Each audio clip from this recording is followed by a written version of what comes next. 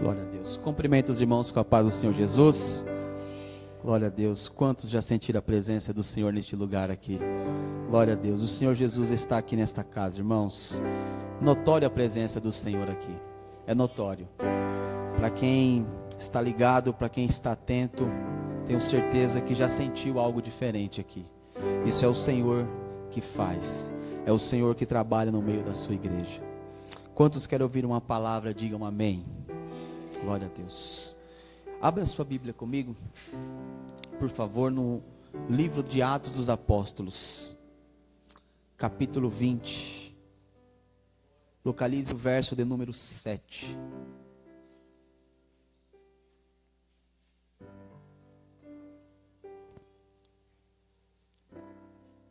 Atos dos Apóstolos, capítulo 20, verso de número 7. Preste bastante atenção nessa leitura, pois esse acontecimento aqui é algo real, verdadeiro, profundo, cheio de significados. E Deus tem algo para tratar com esta igreja aqui. Esta palavra que será ministrada aqui, irmãos, ela partiu dos céus para esta igreja. Então redobre sua atenção. Diz assim a palavra de Deus. Atos dos Apóstolos, capítulo 20, verso 7. Diz assim: E no primeiro dia da semana, nós, os discípulos, nos congregamos para partir o pão. E Paulo, que haveria de sair no dia seguinte, falava com eles e prolongou a prática até a meia-noite. Havia muitas luzes no cenáculo, onde estávamos reunidos. E um jovem chamado Eutico estava sentado na janela. O que aconteceu com ele? E dormindo, olha, ele dormiu de um profundo sono, enquanto a prática de Paulo, a palavra de Paulo se prolongava, caiu do terceiro andar abaixo, de onde o levantaram morto. Então Paulo desceu e debruçou-se sobre ele, e abraçando ao redor disse: Não vos turbeis, pois a alma ainda está nele. Então subiu, partiu o pão e comeu, e falou-lhes até o romper, e logo partiu. E levaram o jovem vivo, e ficaram grandemente consolados. Os que podem, digam amém. Antes de nós orarmos, eu quero ser provocativo aqui nesta noite. Olha o que diz ali, o que está escrito ali. Você pode cutucar o irmão que está do seu lado aí? Diga para ele: acorda. Não, fala mais forte. Dá uma chacoalhada nele aí, ó. Balança ele aí, ó. Diga aí: acorda, irmão. Acorda, irmã. Vê se ele está vivo aí. Acorda. Vamos orar? Feche seus olhos. Senhor, nós estamos diante da tua palavra. Fala, Pai, com esta igreja. Meu Deus, que essa igreja compreenda o que o Senhor quer. Que esta igreja desperte, que essa igreja venha acordar, Pai.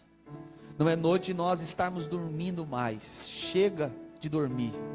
É noite de nós acordarmos. É noite de nós despertarmos para viver um novo tempo. Para viver, Pai, uma nova história. Não é noite mais de nós ficarmos estagnados, mas é noite desta igreja, deste povo, avançar, progredir, crescer. Assim, Deus, eu te peço, conduz esta palavra nesta noite. Em nome do teu Filho Jesus Cristo nós oramos. Amém.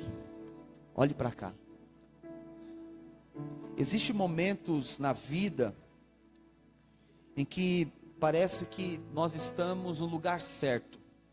Afinal, hoje nós estamos no lugar certo. Nós estamos aonde? Na igreja. Estamos aonde? No culto. Você está no lugar certo. A sua vinda aqui nesta noite, ela não foi em vão, não foi coincidência. O Senhor o trouxe para este lugar. Então você está no lugar certo. A palavra está sendo agora pregada. A atmosfera deste ambiente é espiritual. Eu já senti a presença do Senhor aqui. Eu tenho certeza que você já sentiu. Então o ambiente é um ambiente espiritual. Tudo aponta para um cenário ideal. Mas nestes ambientes espirituais, nesses ambientes em que nos aponta que estamos no lugar certo, também pode ser ambientes da alma adormecer. Como assim, pastor? Estou no lugar certo, o ambiente é espiritual, a palavra é pregada, e como pode a alma adormecer, eu estando no lugar certo? Parece até uma controvérsia.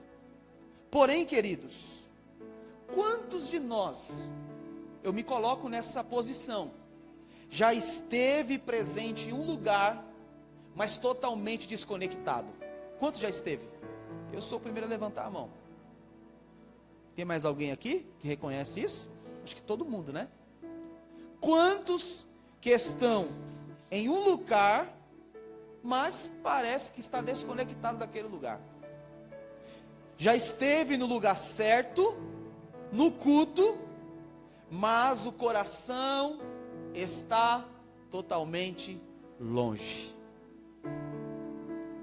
Já participou de um culto com o corpo, já participou de um culto com a voz, já participou de um culto ao levantar a mão, mas a mente estava vagando por janelas totalmente abertas das distrações, do cansaço e da dúvida. Talvez eu estou pregando aqui agora e talvez esteja alguém aí sentado exatamente nessa condição. A mente está vagando. Está vagando. A mente está fora. Está pensando, será que meu time ganhou? Será que aquele episódio já saiu da série? O que será que vai passar hoje no Fantástico? O que eu vou comer depois que acabar o culto? Talvez agora tenha alguém que está aqui, mas está nessa condição. Está aqui agora, mas a mente está vagando. E aqui, nesse texto, nessa palavra, é um alerta para nós. É por isso que está escrito aqui: acorda, desperta. Em Atos capítulo 20, onde lemos, olhe para cá, preste atenção. Nós somos levados a uma cidade chamada Troade. Em Troade existe uma igreja pequena, uma igreja simples, que está reunida em um local totalmente simples, mas é um local cheio de propósito. No texto que lemos, nos aponta que é o primeiro dia da semana, ou seja, é um dia de domingo, é o primeiro dia da semana. Isso nos mostra que a igreja primitiva já começara a se reunir aos domingos para cultuar ao Senhor. Ou seja, é por isso que é clássico, o crente no domingo ele está onde? Na igreja. Quantos de nós já aconteceu de faltar um culto de domingo, mas parece que você não está lá, mas você fica incomodado, fala, caramba, perdi o culto. Não é estranho? Parece que é estranho. Você está no domingo, 6 horas da tarde, 7 horas em casa, sentado, e você fala, poxa, eu estou aqui, mas eu não deveria estar aqui. Não é assim que acontece? Porque é clássico, é típico do crente, do cristão, no domingo está onde? No culto. E esta igreja aqui em Troade, eles estão no domingo. Estão onde? No culto, cultuando ao Senhor. Quem estava lá? Paulo, o grande apóstolo dos gentios. Paulo, ele estava aqui em sua terceira viagem missionária. Paulo, ele havia passado já por algumas regiões, e ele agora, queridos, estava voltando para Jerusalém, ciente que em Jerusalém, ele seria provavelmente preso, e assim se cumpriu. E Paulo está justamente aonde? Neste local, nesta cidade, nesta igreja, em Troade, em um culto, no domingo. Porém, olha que interessante, este culto aqui, Paulo está pregando a palavra, Paulo está com, eu imagino, com os livros abertos, os pergaminhos abertos, trazendo para a igreja uma revelação bíblica, uma palavra. Até porque, irmãos, olhe para mim, nunca mais na vida Paulo iria passar por aquele local, nunca mais na vida Paulo iria estar passando em Troade. Então o que ele fez? Passou em Troade, aproveitou o máximo de tempo que ele poderia. Ele começou a pregar a palavra de Deus. Só que Paulo, irmãos, ele estava cheio de propósito, ele estava cheio de convicção, ele tinha certeza que era necessário ele trazer uma revelação bíblica para a igreja. Então o texto diz, no verso de número 7, coloca na tela Atos 27 para mim, por favor. Olha o que diz o texto bíblico. No primeiro dia da semana, ou seja, no domingo, quando nos reunimos para partir o pão. O que é partir o pão, irmãos? Provavelmente era um culto de ceia, provavelmente era um culto de comunhão, de celebração. Paulo falou a alguns irmãos, porque ia embora no dia seguinte, ou seja, segunda-feira, o Paulão ia pegar o navio e ir embora. Então ele disse o que? Eu preciso aproveitar o máximo de tempo que eu tenho, eu preciso pregar a palavra para este povo. E ele continuou falando até a meia-noite. O culto naquele dia não acabou às 9. O culto aquele dia não acabou às 8:30. Aquele culto prolongou até meia-noite. Mas nós encontramos aqui, irmãos, algo interessante.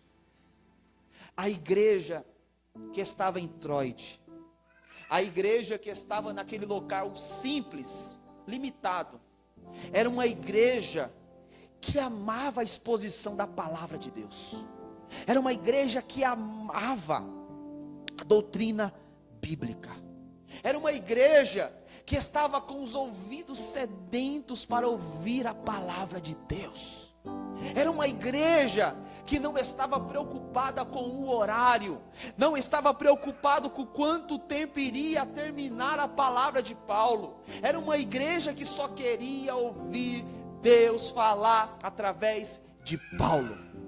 Isso nos aponta, irmãos, para uma lição grande, totalmente na contramão da igreja contemporânea, uma igreja aonde nós temos observado os nossos irmãos nos cultos inquietos, agitados, é uma inquietação, toda hora olhando para o relógio, dizendo que hora acaba o culto, que hora acaba o louvor, eu tenho que ir embora, eu tenho alguma coisa para resolver depois, uma inquietação, uma preocupação com o horário. Nós encontramos uma igreja em Troade, que estava sedenta para ouvir Deus falar através da palavra, uma igreja que não cronometrava a palavra, uma igreja que queria mergulhar cada vez mais fundo na palavra de Deus. Algumas lições precisam ser aplicadas para nós. A nossa geração tem pressa de ir embora, mas não tem pressa de ser transformada. A nossa geração, ela está preocupada com o horário, mas não está preocupada com a transformação. A nossa geração está preocupada com tantas coisas, mas na hora da palavra, nós não aguentamos ouvir 20 minutos o pastor falar, que parece que os ouvidos coçam, que parece que fica cansativo. Quando, irmãos, nós valorizarmos a palavra, quando nós valorizarmos a palavra, nós deixamos o relógio para a porta para fora. Eu não estou sendo aqui, irmãos, não estou sendo aqui grosseiro em dizer que não precisa ter começo, meio e fim e organização no culto. Não é isso. Precisa ter sim organização, mas o relógio não pode nos prender. O Senhor não trabalha com relógio. O Senhor não trabalha no meu tempo. O Senhor não trabalha no seu tempo. O Espírito Santo tem liberdade para trabalhar em nosso meio. E se Ele tiver algo para fazer, deixa o relógio para lá. O importante é nós sermos transformados pela palavra de Deus. Tem alguém que está entendendo esta palavra aqui nesta noite? A profundidade da palavra, ela exige tempo. A profundidade da palavra exige tempo. Uma teologia bíblica, uma palavra bíblica, ela não cabe em 5, em 10 minutos. Discípulos não são formados na rapidez. Nós somos formados na constância da exposição bíblica. Quanto mais a palavra é pregada, mais eu aprendo. Quanto mais a palavra é pregada, mais eu me aprofundo. Quanto mais a palavra é pregada, mais eu compreendo, mais eu me transformo, mais eu sou moldado. Nós não podemos ser uma geração acostumado com devocional de micro-ondas. Você aguenta comer miojo? Você aguenta comer miojo? Só comer miojo? Um dia ou outro, talvez você vai. Desespero. Esses dias eu estava trabalhando lá, o Nilton que trabalha comigo, nós comemos miojo lá, não foi, Nilton? Estava lá, vamos comer o miojo, vamos. Ele trabalha comigo, falei, vai lá no mercado, traz o miojo. Eu comi o miojo, irmão, mas eu confesso, não deu 40 minutos, eu estava com fome de novo. O miojo só enganou ali, um momento.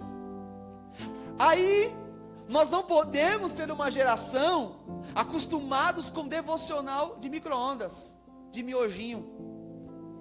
Miojinho não sustenta crente, irmão. 5 minutinhos de palavra não sustenta crente, irmão. 10 minutinhos de palavra não sustenta crente, irmão. O que sustenta crente é comida sólida, com proteína, profundidade. É o que nos sustenta, é o que faz a diferença na vida de um que é, da vida do que não é.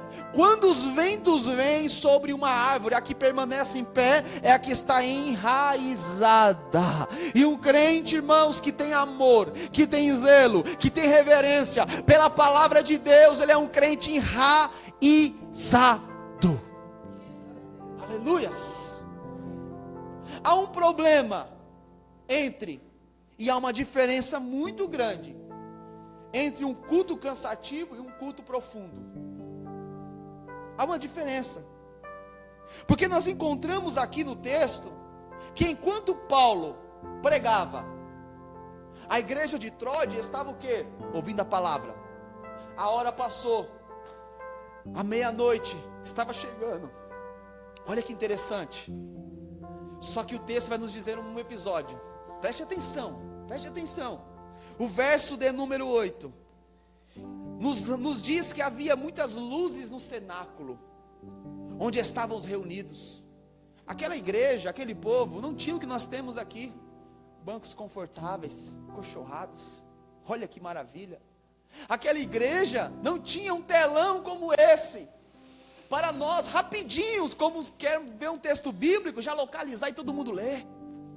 Aquela igreja não tinha um teclado com fundo musical, não tinha nem sequer microfone. Aquela igreja tinha luzes, e essas luzes eram tochas de fogo acesas, espalhadas pelo ambiente. Uma igreja simples, uma igreja sem muita estética, mas era uma igreja sedenta pela palavra, pela palavra, pela palavra, pela palavra de Deus. Aleluias. Aí a Bíblia diz que um certo jovem, no verso 9, chamado Eutico. Alguns vão dizer que este jovem tinha cerca de 8 ou até 12 anos. Ou seja, uma criança ou uma adolescente, 8, 9, 10, 11, 12 anos, já entende muito bem de culto. Já entende muito bem de culto. Nós temos muitas crianças aqui. Glória a Deus por isso. Essas crianças já entendem de culto. Elas já entendem o que é adoração. Elas já entendem o que é louvor. Elas já têm consciência. Elas têm. E este jovem, por volta de 8 a 12 anos, ele entendia de culto. E ele estava no culto. Só que o texto diz, olha que interessante, um jovem chamado Eutico, que estava sentado numa... Onde ele estava sentado? Onde ele estava sentado? Janela. Adormeceu profundamente durante o longo discurso de Paulo. Enquanto Paulo pregava, enquanto a igreja de Troade ouvia, enquanto as luzes nos cenáculos estavam acesas, as horas foram passando, aquele jovem escolheu sentar na janela. Havia no espaço, havia no lugar outros lugares para ele estar, mas ele escolheu sentar na janela. Ele escolheu sentar no local arriscado. E quando eu falo aqui de janela, eu falo de um lugar de transição. Porque o que é que está na janela? Na janela, você vê o que acontece dentro, mas você também vê o que acontece fora. Quem está na janela está por dentro dos acontecimentos de dentro, mas também está por dentro do que acontece do lado de fora. Quem está na janela está numa posição de estar em dois ambientes diferentes. Uma hora eu olho dentro, mas quando eu quiser, eu também olho para fora. Quem é espiritual está entendendo essa palavra. Estar na janela é estar em dúvida aonde eu quero estar. Uma hora eu estou dentro, uma hora eu estou fora. Eu revezo. Eu até me envolvo com a palavra, eu até me envolvo com o louvor, eu até me envolvo com o culto, eu até gosto. Mas se alguém me chamar lá fora, eu escuto. Se alguém me chamar lá fora, eu também estou por dentro do que acontece do lado de fora. Janela, lugar de dúvida. Janela, lugar de transição. Janela, lugar arriscado. Janela é lugar de quem não quer se envolver totalmente com o ambiente do culto. Janela é lugar para quem não quer se envolver com o que acontece dentro do culto. Janela é lugar para quem ainda está em dúvida o que está fazendo no culto. E esse jovem estava na janela. Eu fico aqui ouvindo Paulo, mas eu também escuto quem me chama lá fora. Só que, queridos, o sono foi começando a invadir aquele jovem. Porque na verdade ele estava lá, mas a sua mente estava dispersa. O seu coração estava distante. Porque se ele tivesse envolvido com o culto, ele não estaria na janela. Se ele tivesse envolvido com o culto, ele não estaria ali sendo tomado pelo sono. Mas ele, sem perceber, foi deixando levar, foi se deixando levar pelas distrações do que acontece fora e dentro. Ele foi deixando se levar, quando o texto bíblico diz que de repente ele adormece. De repente ele começa a dormir. O cansaço na mente toma conta daquele jovem.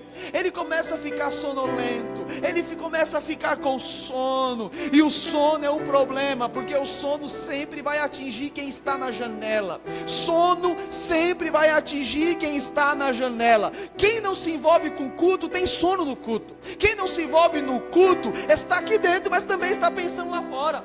Quem não se envolve no culto está aqui, mas a mente está vagando lá fora. É por isso, irmãos, que os nossos cultos, mas quando eu digo os nossos cultos, eu envolvo todas as igrejas, Não são mais cultos como antigamente, não são mais cultos como 50 anos atrás, porque hoje os nossos irmãos já não estão mais envolvidos com o culto. O celular toma o nosso tempo do culto. Nós ficamos aqui, mas quando o WhatsApp toca, a gente quer ver quem está nos chamando, nós queremos responder quem está nos chamando. Nós estamos no culto, mas o celular tem roubado a nossa atenção no culto. E detalhe, as nossas crianças têm crescido nesta condição. Nós somos pais, trazemos os celulares, trazemos os tablets, nós não trazemos as Bíblias das crianças, mas nós lembramos de trazer o tablet para a criança. Nós não trazemos a Bíblia da criança, mas nós lembramos de trazer o celular da criança. Nós lembramos de tudo isso. Entretenimento, isso é janela. Cuidado com a janela, porque crente que está na janela, uma hora o sono pega ele, uma hora o sono envolve ele. E detalhe, o sono de Eutico vai revelar aonde está o seu coração, porque ele não caiu para dentro, ele caiu para fora. O lugar que ele caiu era exatamente aonde estava o seu coração. O sono revelou aonde estava o coração de Eutico. O sono revelou. O sono revelou. Porque durante o longo discurso de Paulo, vencido pelo sono, caiu do terceiro andar. Quando levantaram, ele estava o que, irmãos? Morto. Cuidado com a janela. Esta palavra, irmãos, partiu do coração de Deus para esta igreja. É noite de nós acordarmos. Chega desses cultinhos mal prestados, desses cultinhos desligados. Qualquer coisa tira a nossa atenção. Qualquer coisa nós ficamos dispersos. Qualquer coisinha a gente fica desligado. É tempo, irmãos, de nós tomarmos cuidado com a janela. Oh, glórias. Cuidado, porque uma hora ou outra o sono revela onde está o seu coração. E onde estava o coração de Eutico? Estava para fora. E o texto diz que, de repente, o ambiente do culto é tomado por um alvoroço, porque agora tem um morto do lado de fora. Todo mundo querendo ouvir a palavra, todo mundo animado para ouvir o discurso de Paulo. De repente, enquanto Paulo pregava, o barulho. O que aconteceu? O Eutico caiu, está morto lá embaixo. Mas o que acontece, pastor? Caiu. Vai deixar caído? Vai deixar morto? Vai deixar para lá? Não é o que eu encontro no texto. Não é o que eu encontro na Bíblia. Porque nós encontramos no texto que o alvoroço toma conta. Quando levantaram, estava morto. As pessoas começam a descer naquela correria para ver como é que estava Eutico. Aí de repente dizem, ele está morto. Levantam ele está morto, morreu. O alvoroço toma conta. Aí o verso de número 10 diz, então Paulo desceu. O que Paulo faz, pastor? Paulo continua pregando? Não. Paulo diz, quando tem um morto lá fora, nós precisamos descer. Quando tem um morto lá de fora, não adianta sermão. O sermão você dá para quem está vivo. O sermão você dá antes da queda. Mas quando cai, mas quando morre, não adianta sermão. O que Paulo faz? Ele para o discurso, ele para a palavra, ele para o sermão. E o texto diz que ele desce. Aleluia. Descer aqui é um simbolismo de graça e misericórdia. Porque Eutico estava na condição que nós estávamos, morto. E Paulo agora está na mesma condição de Cristo, descendo para encontrar o morto. Aleluia. Paulo desce. Isso é graça, isso é misericórdia. Aleluia. É uma graça que abraça quem cai. É uma graça que abraça quem está do lado de fora. É uma graça que não despreza quem caiu, mas é uma graça que abraça quem caiu. Porque reino de Deus, porque a igreja de Cristo não é tá morto, joga fora, tá morto, descarta, tá morto, acabou. Reino de Deus é abraço, reino de Deus é amor, reino de Deus é recomeços, reino de Deus é levantar quem está caído. Aleluias. Então Paulo, o que ele faz? Ele desce, ele abraça aquele jovem. Oh glórias, é o que diz o texto. Porque irmãos, tem abraços que valem muito mais do que 1000 palavras. As palavras de Paulo não iriam adiantar nada se ele não tivesse se comovido e abraçado aquele jovem. As pessoas no verso 9 estavam dizendo: caiu, morreu. Mas o Paulo que abraça, ele está dizendo: não fiquem alarmados, ele ainda está vivo. Quem ouviu o barulho da queda está dizendo: acabou, pode preparar o caixão, pode abrir a sepultura. Mas o Paulo que desceu e abraçou, ele está dizendo: calma, calma, calma, calma. Pode cancelar o funeral, pode cancelar a compra do caixão, porque ele ainda está vivo, a alma ainda está nele. A graça o abraça, a graça o levanta, a graça o reergue, a graça traz vida, vida, vida. Vida.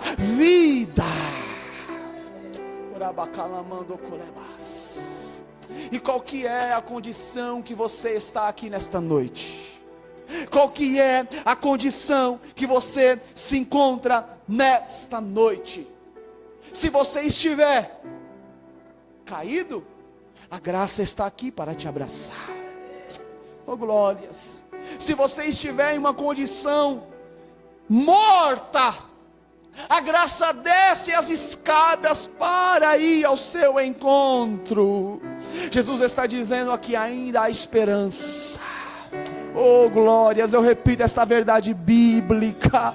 A graça está dizendo para alguém aqui: ainda há esperança. O barulho da queda foi grande, o escândalo foi grande. Alguém disse que não ia mais dar certo, alguém disse que já não tinha mais vida. Mas da mesma forma que o barulho foi grande, o abraço da graça que te envolve também é grande. E as pessoas verão quem estava morto se levantar. Porque o evangelho não é exclusão, mas é inclusão. É restaurar quem está morto, é levantar quem já não tem mais esperança.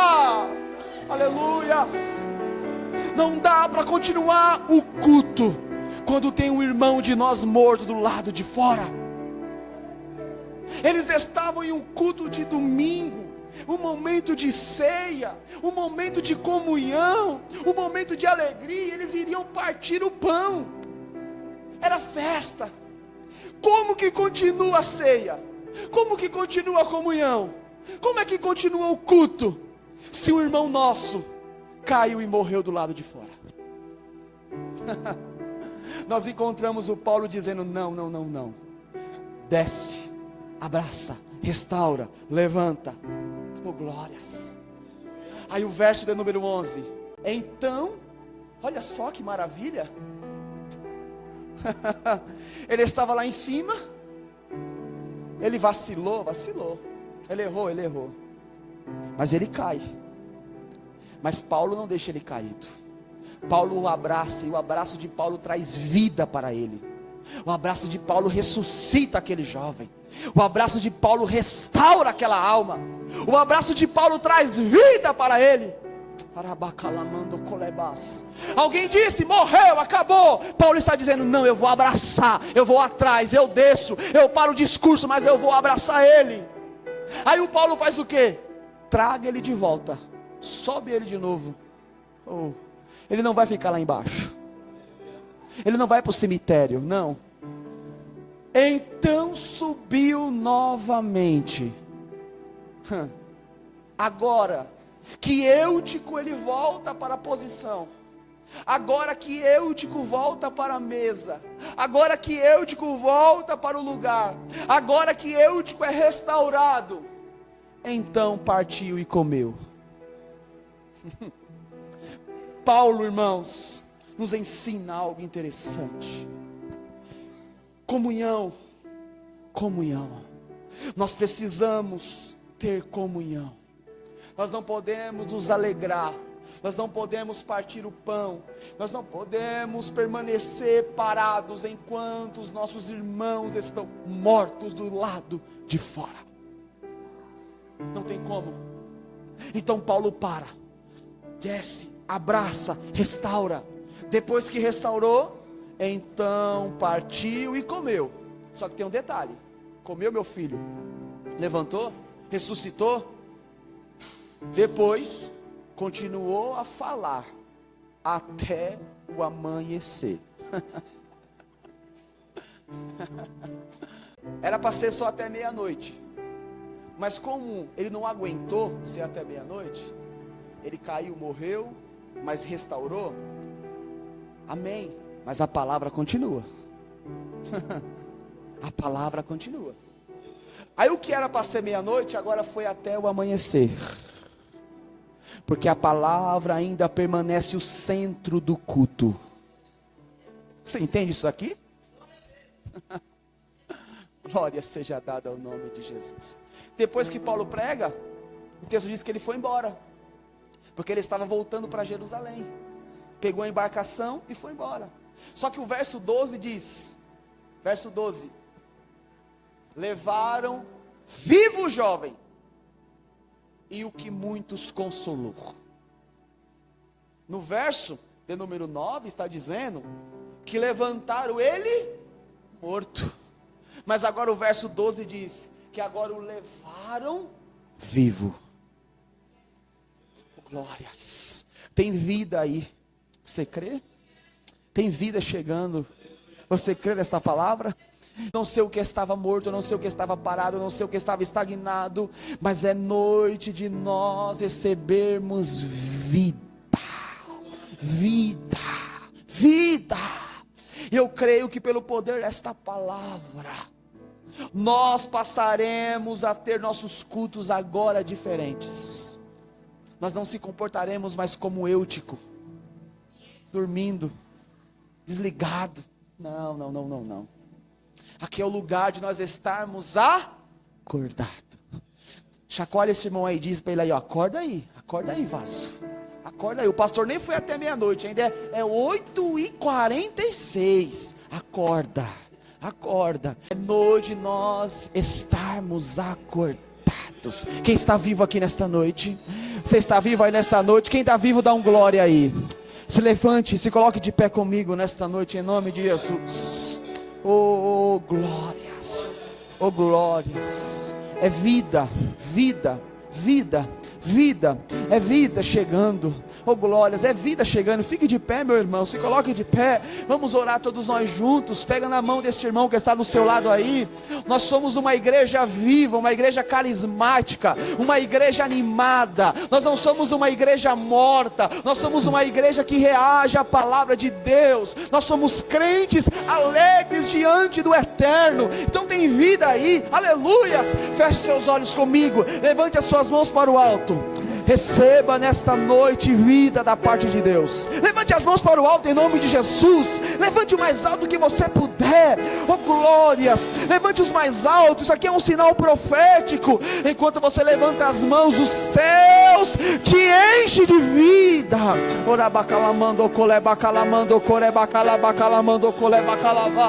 Receba vida, receba vida, receba vida. Que os jovens dessa igreja recebam vida, que o ministério de louvor desta igreja receba vida, que as mulheres desta igreja recebam vida, que as crianças desta igreja recebam vida. Oh Senhor Deus, nós te louvamos, nós te louvamos, nós te louvamos, nós te louvamos. nós te louvamos. Nós não estamos na janela, nós não estamos indeciso, nós não estamos na posição da dúvida. Nós queremos se envolver no culto, nós queremos se envolver na adoração, nós queremos se envolver na palavra. Nós não queremos só 10 minutos, nós queremos mais da tua glória, mais do teu poder, mais da tua unção. Nós queremos nos aprofundar. Oh Jesus, pega alguém agora, Jesus, renova alguém agora, Jesus, enche alguém agora, Jesus, batiza alguém agora, Jesus, traga cura para alguém agora, Jesus. Oh Jesus, visita, Pai, visita essas mentes que oram comigo, traga vida. Oh, glória, glória. Oh, pode louvar. Tu és tudo que eu mais quero. Louve ao Senhor, tu és tudo que eu mais quero, Jesus.